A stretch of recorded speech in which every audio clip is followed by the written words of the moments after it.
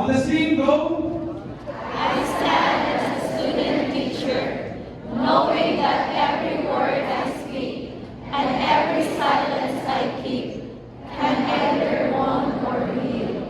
Today I choose peace. Where there is hunger, let me answer with kindness. Where there is hurt, let me offer forgiveness.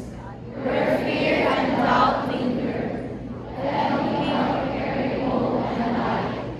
I do not seek perfection, but faithfulness, to listen more than I speak, to understand more than I am understood, and to be an instrument of peace in my classroom, my community, and the world I am helping to shape. Can we give ourselves a round of applause? Give it up.